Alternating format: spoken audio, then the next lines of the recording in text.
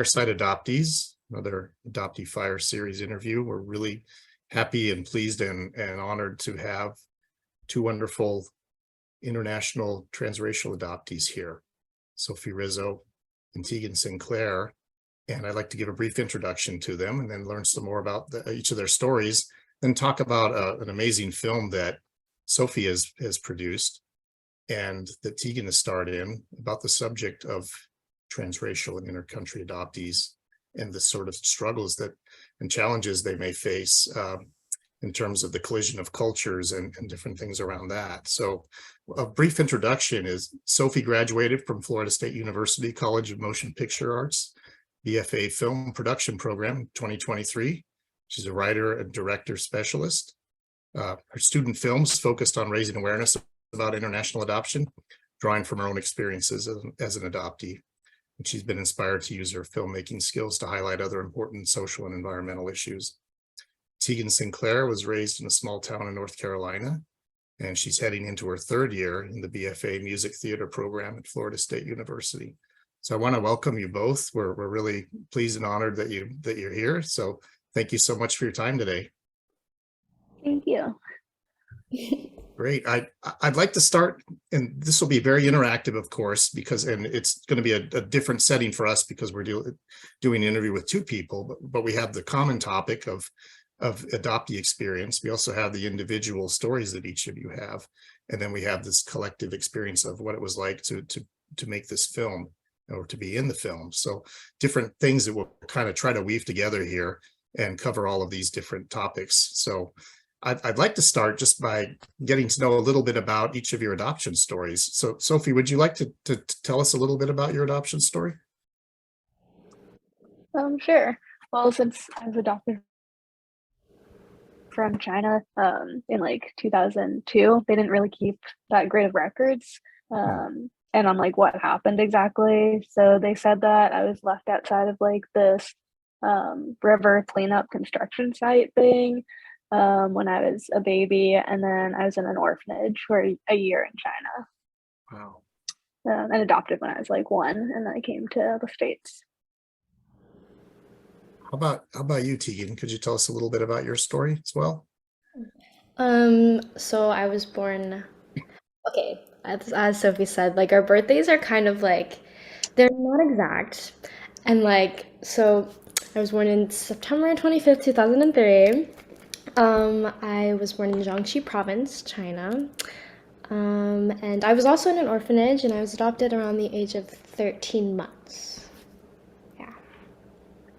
And this really highlights something I think that as a domestic adoptee needs to be brought into my awareness and to the awareness of others, which is there's a lot more certainty many of us have about really basic things about where we came from, how old we are, where we were born, that you just don't have access to, that these things really just aren't available to you, probably in any way that you can imagine trying to come up with them.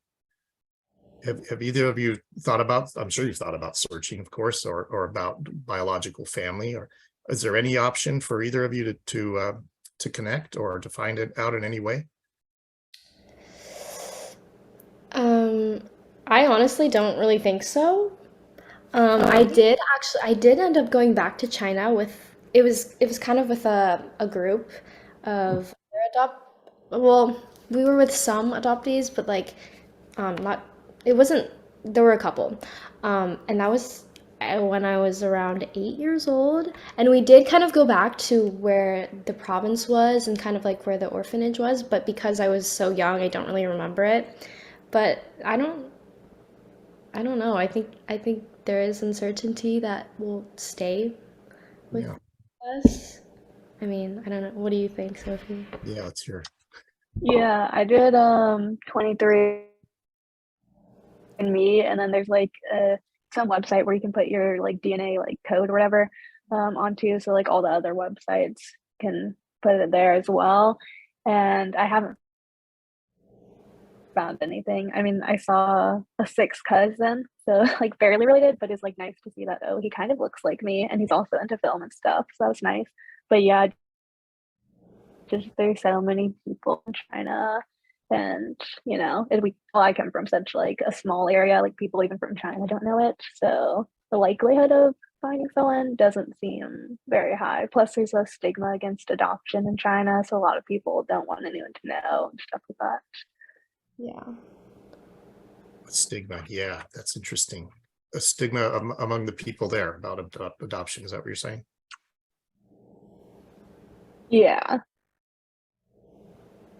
that like yeah, they don't want anyone to know that they had to give up a baby or something, or like Right. there's also the one child policy when we were Yeah, I've thought about born. that. Sure. So both of you were in orphanages and came over pretty young, within the first couple of years, it sounds like, right, of your lives. Yeah. So you've been here, you've been immersed here, and obviously that leads to being Americanized, right? And I feel like one of the big themes in the film that's brought out, and what we can talk about that, but I don't want to draw too much away from you telling your stories, was this sense of otherness, of being so different. But was it like that for each of your childhoods growing up? Did you grow up with anyone else who was Chinese or in proximity to anyone? In my hometown, there are a couple of families that also adopted from China. So, I mean, not really that many. And where I live, it's kind of very, it's not very diverse. Um, and so that's also kind of like another difficulty in itself. Right. Yeah, and also I don't know if I mentioned, but my brother's also adopted from China. Okay. Yeah. He was two though, so he was a little bit older, and I feel like in the first 2 years of his life, being in an orphanage just for like another year longer per se, I feel like that also affected him. Just because the first year of your life, that's like a very developmental, is that a word? Yeah, your life. And so like not knowing what that was like for him as well also kind of gives me another perspective into his childhood, young childhood Right. experience. Did you have any siblings, Sophie? Any other Um, adoptees or? no, Yeah. I don't know. There was a boy who's adopted from Russia who was like when I was growing up a little, but then I don't know what happened to him. But yeah, no, there wasn't really any Asian people like in my middle school. There's one girl who's Filipino. She's like literally a foot shorter than me. I have glasses. She didn't have glasses. And everyone would call us like each other's name. And I'd be like, who is this person? It's because we're the only Asian people, but not even East Asian. She was like, did not look at like me at all. And kind of same in high school. We were the two Asian people, and then there were like the international students, but they kind of stayed in their own bubble. So yeah, I didn't really, only when I came to FSU and I was like looking for adoptees to like help, tell a story is when I was actually like meeting other adoptees. Yeah. Yeah, so I didn't really know anyone else or anyone who like looked like me. Yeah. Although actually no, in swim class there was one when I was like 6. There were 2 Asian kids. I was like, oh my goodness, that was the first time I ever saw an Asian person. Wow. No, cool. Um, yeah. Yeah, and throughout like So yeah. sorry. I was homeschooled until third grade, and then when I went to public school for the first time, I was like, I feel a little different. I mean, I know what I look like, and I like see other people around me, and I'm like, something I don't really like. I don't really fit in, but like also at the same time, I'm like I have a white mother, and like that's how I just remember growing up feeling like I want to fit in, and I feel whitewashed, which is I don't you probably feel the same way, but I feel like even today I still feel that the same thing because around me when I meet other people or like other Asians, they normally have like Asian parents and like they know their culture and yes, we are Asian American, but also they're Asian American but kind of in a different way. Yeah. I thought about that. Yeah, I because they thought were about that exactly. Yeah. their parents either they like immigrated when they were very young, or they kind of grew up here, but their parents immigrated and then had their children.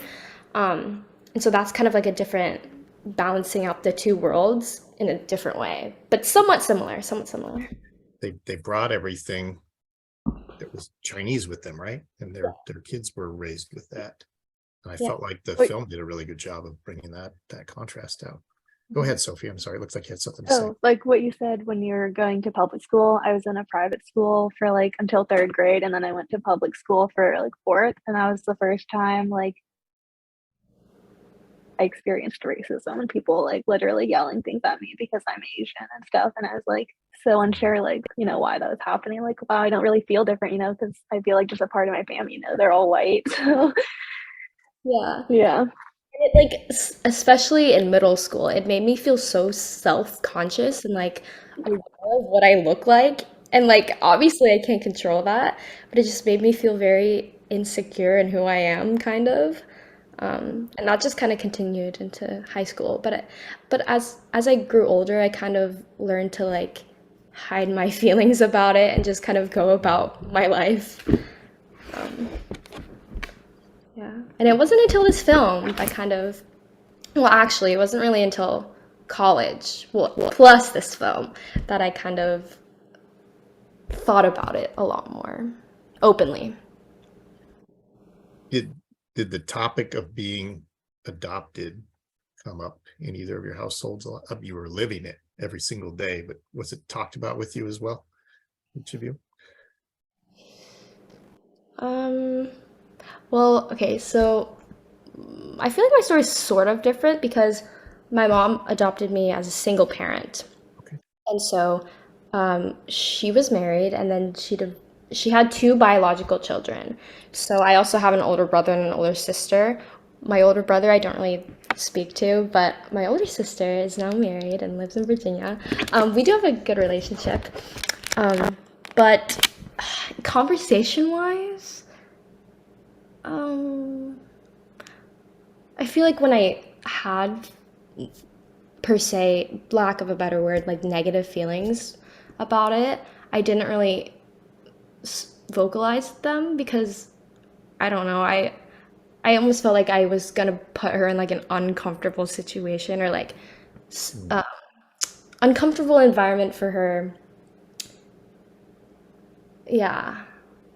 But I feel like my mom is very open about having conversations and like especially now that she's watched the film, now that she knows like I've been in this film, I feel like she's a lot more open to it.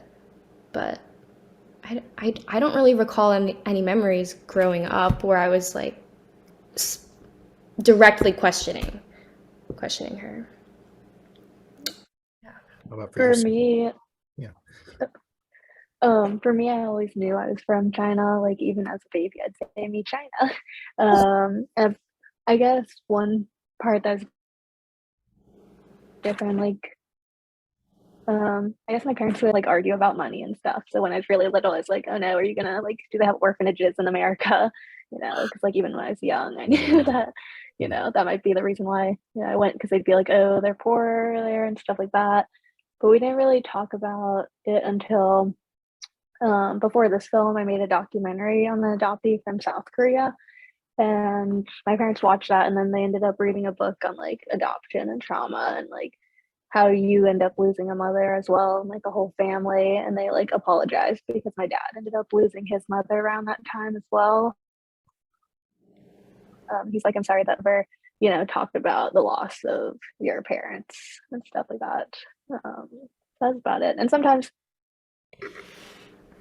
they'll say things, you know, maybe they don't really know everything, and I'll sort of say some stuff back, but it's a little difficult, like, you know, 'cause, yeah. This, I think, leads nicely into talking about the film. And you had said in the bio that you've done other work with adoption as a content for film. Could you talk a little bit about what that was like, what you produced? Yeah. So yeah, besides the documentary and the I did my thesis film, which Teegan is on in the fall, last fall, is about an adoptee who's Chinese and she has a white family. She goes to her sister's engagement party, and she just feels like out of place because like, no one like puts together she's her sister's sister because they look the same. And she's like, we're using the one access legally, you know, to tell everyone that we're siblings, which is the last name, and that's why she's so upset about the engagement. And yeah. So that was my thesis film. Wow. How did the two of you decide to work together on this film? How did you find each other to do this? Um Well, there's one girl who auditioned for my F3, the one that you just saw, Liminal Space, Grace, and she told me about you, Teegan. wait, after Liminal Space? No, for Liminal Space, she auditioned. Oh, Yeah. And then she's like, well, there's also this other girl who's like Asian. And then I reached out to you on Instagram, I think. yeah. That's how you found each other for this. Okay. Yeah. Yeah. And it's funny because in the theater, well, in the School of Theater, there are not really that many Asians anyways. And so like it was like, who can we choose from here? Oh man. So I was intrigued, and I think a lot of us were. We've been talking in Fireside Adoptees about the topic of liminal space as this kind of, I've described it as kind of this in between. I don't belong here, I don't belong there, but I have to go somewhere. Can you each tell me what liminal space means to you? Why don't you go ahead, Teegan, and I'd be interested to hear what you think first, because Liminal you were in the film. Right. Liminal space. I feel like it's a balance, but kind of like an unfair balance, if that makes sense. Like you're constantly trying to put yourself somewhere because I mean, as human beings, I feel like we all just want to be happy and fit in somewhere, like find our niche and our people, and like liminal space is kind of the in between. Yeah. It's like I belong here on some days, or like with this group of people on some days, and then some days it's like I internally I don't really fit in there, like truly. And then you go to the other side, or like the other like Americanized side of culture, and it's like, well, yes, this is what I know, this is what I've known my whole life. Like American culture is what the only thing I know. But then again, because I look different on the outside, it's like, okay, well, I don't necessarily even fit in here because of this one aspect of my life. So I feel like liminal space is kind of like, it's kind of like if we were to turn this into a metaphor of the sky, I would feel like it's the cloud. Like I'm a cloud, constantly floating and blowing in the wind. Interesting. Yeah. Yeah, that's really a great way to visualize it, though, to the poetic sense of it. It's really wonderful. I think that's, yeah, really well said. It's like you kind of want to try and like learn Chinese or something, or like hang out with other Asian people, but then still you feel like, oh, you can't fully, you know, be a part of that group. So then you like try to go the other way, but you can't completely be part of that group as well. So you're just like in between. Yeah. That really ties into something else I wanted to ask you both about, which is that, so you arrive in and you're brought up in different cultures, and then especially in the film, we get the sense of what it's like for somebody to be with people in what their country or culture of origin would have been. And how are you received, each of you, when you do try to fit in that way? What is that like for people to see, people who grew up in that culture, to see you wanting to fit in that way? Right. Like at FSU or my time being here, I've made some Chinese friends that know their culture, especially with the Asian American Student Union. And like one night, I have this friend, and we made dumplings together. And like growing up, she would always make them with her family. And I was like, no, like I really wanna know authentically how to make them and like kind of I wanna learn. I wanna learn. And so I went over one day and we made them, and I mean she's very open and and honest, and she knows my story, so I felt comfortable being in that environment with her. But at some point I was like, I kind of feel like a fraud because Hmm. I don't really know that much about Chinese culture, but I do want to learn. And so I kind of feel, I don't know, I feel like I'm quote unquote like fake. I'm a fake Chinese for not knowing my own Oh, culture in that sense. What about you? yeah, let's, what about you? Yeah. And they have like the master students in the film school. There's quite a few like international Asian people. So there's one guy, I saw him in the like lobby. Oh my goodness, you're like another Asian in the school. I said hi, and I was like, he's like, you're Chinese too? I was like, yeah. I was like, but I don't speak Chinese. And then he's like, oh, and then he said, say my name, and it's like a Chinese name. And then I said it, and he's like, yeah, you don't speak Chinese. I was Oh, like, it's like oh, shibboleth. I just wanted to talk to you. Okay. Um, It's but like yeah, I did also go to the American stuff, and yeah, trying to then I felt a little awkward. Like I want to be a part of it, but also like, it's not my too. So I don't know. When he, when he said, no, you don't speak it, was it kind of light what he was saying? Or was it okay? Or did you feel like, oh, I was just a want little to, like, dang, I already told you I didn't speak Chinese and you're still yet. yeah, Yeah. that's probably not the most pleasant experience for you, I'm sure. I feel like sometimes Mhm. sometimes Asian people look at me and they're like, "Oh, another Asian person." But then like when I start speaking and I tell them about my story, they're like, "Okay." Mhm. Do this just came to me. Yeah. I went to Yeah, go ahead. this event at FSU. Oh, Oh, and well, all the like Asian people would sit at this like one table because like it's just a big group of friends. And then there were these two girls who like tried to sit next to them, and apparently they all moved down. It's just they came to my table and they're like, "Dang, they knew we were fake Asians because we're adopted." But I don't think they actually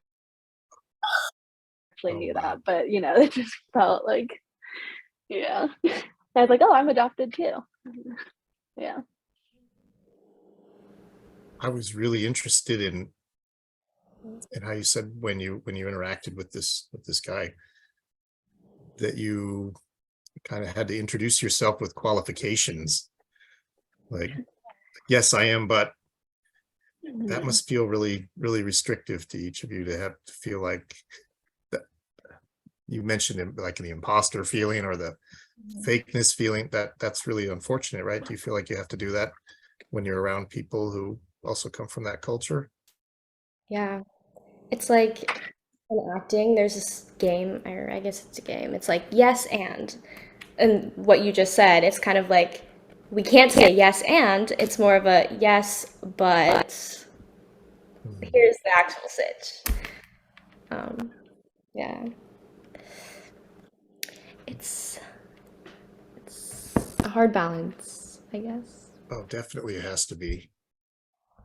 Let me ask you about specifically around the film here, because I felt like with very few words and only a few minutes of content, it really, at least for me, even as a domestic adoptee, said a lot, and I felt a lot. And um, was it really easy to come up with? Sophie, I imagine it probably kind of wrote itself in a way, right? How was it? Not not really Oh, actually. really? I was Okay. like I was writing until like I mean Teegan, I was giving you new versions, right? Or was I like waiting to give you? I think you sent me a couple ones before Yeah, the. I think I have her new versions. Like have okay. I always end up having like 30 versions of a script Wow. Okay. before the final. So yeah, anytime during the writing process or like when I'm thinking the documentary, it's like very emotional. I get very sad during the time. It's like not a great time. So that's why my thesis was a dramedy to hopefully lighten some of the mood. But yeah, just trying to think of like all the little aspects to include, since we have a time limit for these films that like you have to keep it within the certain time frame. So like just trying to show all the feelings that, you know, you feel of like seeing other people with their Asian family, you know, what it's like being around them. Was it hard to get the other people in the film to understand what you were trying to convey? You had adoptive I think parents, for example. Was Teegan, it hard to get them to? Yeah, let's go ahead. yeah, Regarding the other actors? oh, Well, the doc, so you had people who played your adoptive parents. I thought they did a pretty good job of, but did you have to Oh, talk to people about the perspective you were trying to get across, which is they don't fully understand why I feel different, or right. I think um, the adopted parents in the film, they didn't have any adopted kids, did they? no, they did. The mom did. She had oh, really? adopted, although still some of the ways that she taught it, yeah, she adopted domestically. So she's sort of related on like, you know, an adoptive parent side, maybe not fully the adoptee side. And then even that house that we filmed at, the one where it's like blue colored, Mhm. the one of the owners had adopted domestically a little boy with red hair. You'll know how it feels, you know, to not look like your family. Yeah. Yeah. So there's quite a bit of people that adopted. And then the dad like didn't really have that many lines. So he Yeah, I didn't really noticed have that to now that you know, said that the mom was you really an know. adopted parent. Yeah. So she probably had Yeah. the most informed perspective on it out of the people in the cast, other than Teegan, of course, knows all about it. Yeah. And writing my scripts, like I never seem to give the dad any lines. And then it's because my dad doesn't really speak that much too. And I was like, oh, You're like I guess perfect. that's why the dads don't get lines in my films. Yeah. Oh, and the Chinese, what's his name? Yeah, Jerry's parents. I remember when we were filming, it took a while to get some of those shots because um, communication was kind of off because they didn't really understand that much English. So that was kind of annoying. Yeah. Yeah, we were there's literally like not that many Asian people in Tallahassee, like Tegan said earlier. So as the film was coming closer, I was like, I need two Asian parents. So we went to an Asian church, and with Grace, who had recommended Tegan to be the actress, or to the audition, she came with us to the Asian church, and she like went up to people and basically begged them in Mandarin to be in this film. Oh, So wow. they fit it perfectly. They were very nice. As like as long as they just play themselves and be nice, you know, they'll be perfect. And they did. There was a lot of nerves when it we first started filming when they showed up, but hopefully, you know, they ended up having a good time. Yeah, that's a They pretty were difficult thing to get somebody to know what you're trying to get across, right? 'Cause it's Mhm. such a different experience for people who have gone through it, and you're I imagine there's a lot of complications for that, or a lot of challenges to get just that across. Yeah. How about the reception of the film? How has it been for people to watch it? You mentioned that your adoptive mom has seen it, Tegan. So what have the experiences been like for the people that have watched it and given you feedback? I feel like it kind of it opens their eyes a little bit more to kind of the adoptees side of the situation. Because even if we're not very vocal about our adopted our adoptive journey, um, the film kind of speaks for itself. And like even though I may have not said that out loud to my mom, I mean, in some ways, I definitely no, in a lot of ways, I relate to this character, and that like I do feel like a part of me is missing, and even though I haven't said that out loud, through the character, she watches this film and hopefully sees that at some point in my life I have felt this way. So I just feel like the people that watch, hopefully it resonates with adoptive families, parents of adoptees. Um, yeah, I feel like it kind of gives gives a new puts it in a new light for them. Absolutely. Yeah. I think very effectively. Mhm. How about you, I've Sophie? heard I've heard from even like non-adopted people, like people who are half Hispanic, how they feel the same way, like, oh, I don't really fit into either, thing. Like they don't speak Spanish or they don't completely look Hispanic, so they don't fit in. And yeah, that it resonates with just not being able to fit into a culture. And then my parents, I think they said they like sort of tried to um like I don't know, be in contact with like my culture, but that, we're from the horse capital, Ocala, and there's Oh, like no Asian things there. So kind really? of not possible. Sure.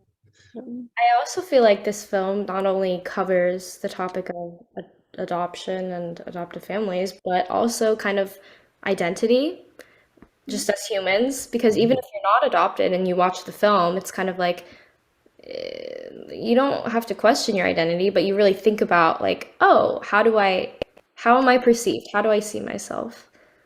Um, That's an excellent point. Yeah, I would say that that provides the commonality for people who even haven't had this experience, that they have had that experience of being human beings. Mhm. So they certainly should have something that they can connect to in the terms of how it was presented. For sure. In fact, that was actually one of the questions I had written down to you, and was whether it mirrored how things were in your adoptive family, to be acting that out and go, this just feels, was it easy to do this role? Was it like, yeah, I can fully feel this? Um, I mean, I've definitely had, okay, in the first scene, I feel like I've definitely had a situation similar to that. But when it got to the parent scene and she was like not talking at dinner and then like kind of open the moment when she finally opened up about how she was feeling, I personally have never done that before.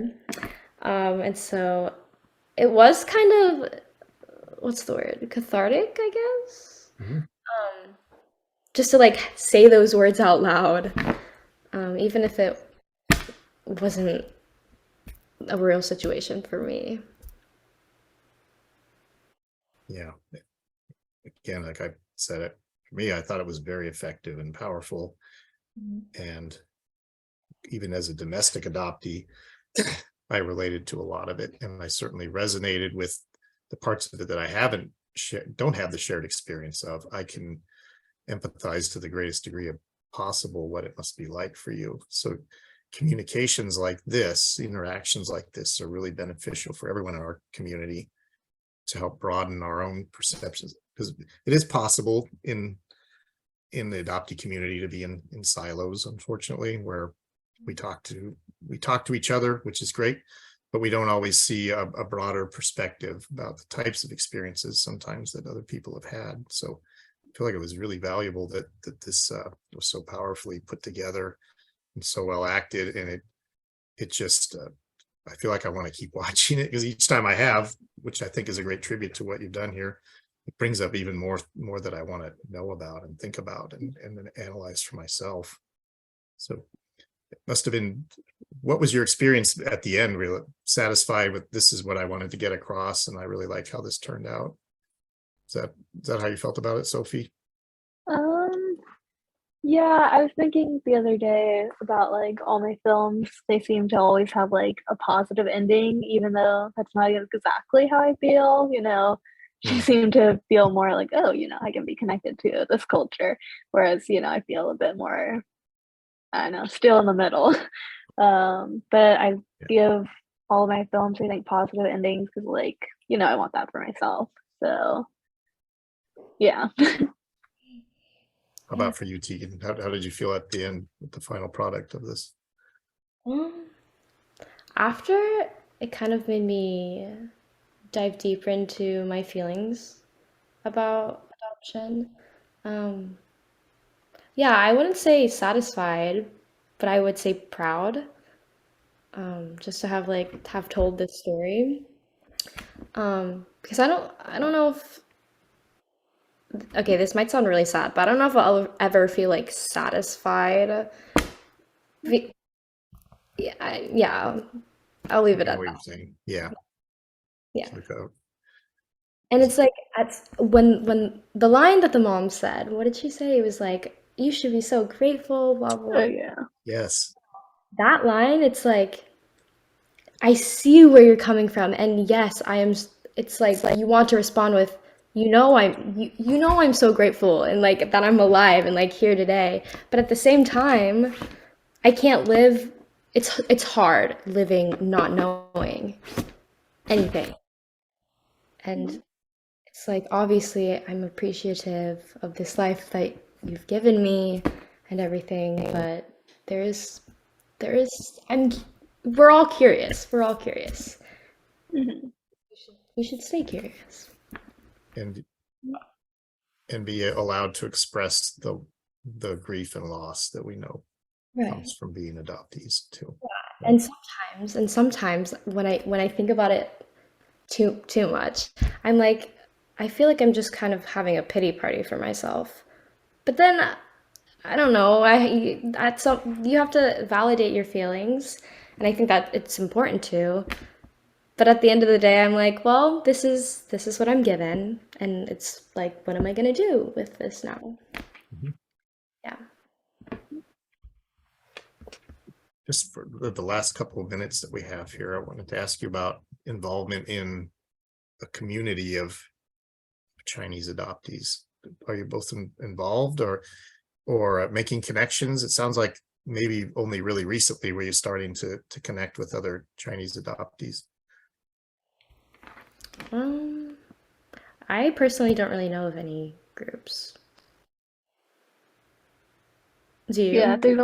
there's only some on Facebook that I sometimes like look through and stuff like that, which is nice to see. But then sometimes,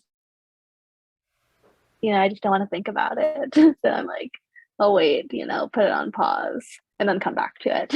Yeah. But yeah, I know there are some like adoptee groups, in certain areas, like not in Florida or near me. So Yeah. And Sophie, did you publish your thesis film? no, because it's going into the festival run now. I just submitted it to like 5 festivals, Okay, cool. I was gonna say. but I have like a link if you. Oh, yeah, I can send a link. Just it just can't be public. Yeah. Is there anything we can do to support you? If you'd like to drop that in the chat for anybody or Yeah. ways to do that, we'd certainly be happy to do that. Well, I want to thank you both because this has been a really unique experience for me. Again, for everybody who's going to watch on YouTube, the film is called Liminal Space. And Sophie, you wrote it. Did you direct it or did you produce it Yeah, I also? wrote and direct. No, Okay. I wrote and directed, and then I had a producer, And Teegan DP, was, stuff like yeah, that. and Teegan starred in as the adoptee.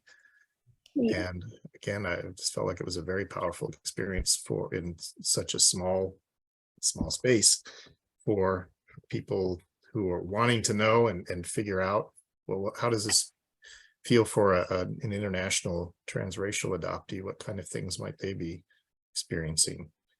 And Yeah. even for a domestic adoptee like me, it was really, really eye-opening. So we're really appreciative of your time and that you've come and spent your afternoon with us. And I'd like to say to everybody who's watching, we'll be putting the video up on YouTube. I'll conclude the recording in just a minute here, but on the Fireside Adoptees YouTube channel. And we look forward to bringing more of those to you. So again, thank you both very much for coming here today. Thank you. Thank you.